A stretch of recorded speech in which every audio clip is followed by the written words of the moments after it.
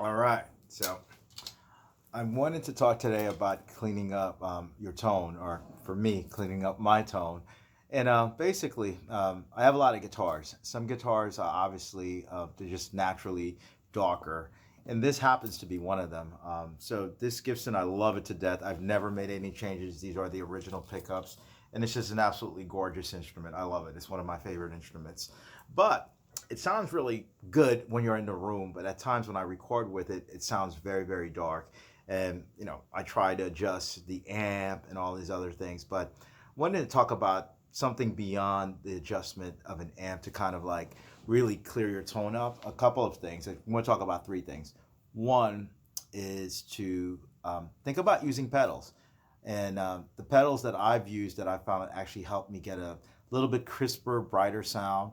One of them is kind of, for me, was a little bit counterintuitive, but it actually does work, is an overdrive pedal. So I think of the of overdrive pedals as causing distortion or some kind of level of fuzz, but using it as a boost. And all that refers to is that you have the pedal on, but you don't have the gain control on. And then if there's a tone, depending upon what you have, you can kind of play around with that. But it gives the guitar a little bit of boost, and it kind of gives it a little bit of more of a clarity. And what I'm using is the broadcast pedal, so I have basically a slight little bit of clipping in it, but very, very little. And it helps. It kind of cleans up the tone, but giving it still a little bit of grit. And the second thing that I'm using is an MXR carbon copy delay. I love Strymon, and it's very, very expensive pedal, so I didn't go splurge on that thing.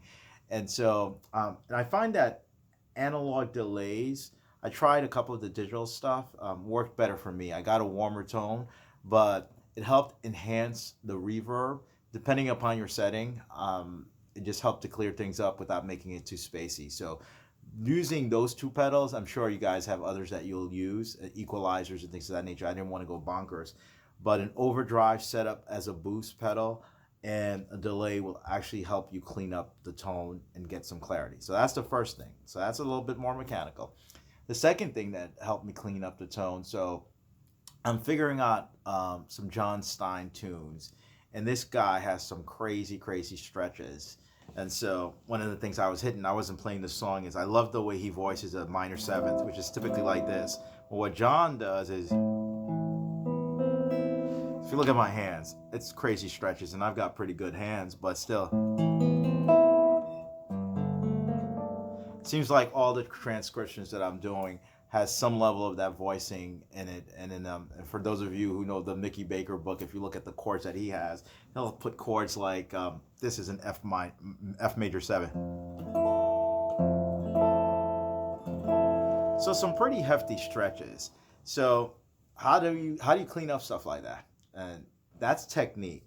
What I found out really helped me a lot is practicing on an acoustic or classical guitar. I can't stress this enough. So it's like lifting weights. You go to these things and the nut width are like bigger, and so you'll clank it and all that. But when you practice that, it's not forgiving. Let's put it that way. You hear your mistakes, you hear your clank, and if you want to get better, and if this is going to be your instrument that you're going to play, practicing something that's a little bit more difficult. So that's the second thing.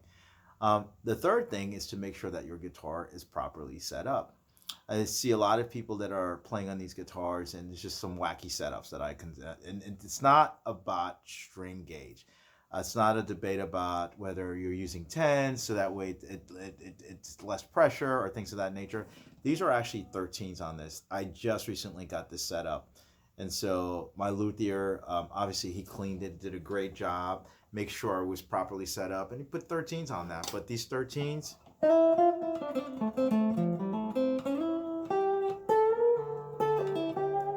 bend these things if I really wanted to. And there's Tomastic 13s, and Tomastics have a way of the gauge that you're using actually feels a lot lighter than most other gauges. So really experiment with things like that, but make sure you have your guitar properly humidified, properly set up to an action and set of strings that you want to use. So those are my 3 tips and 3 ways to really clean up your sound.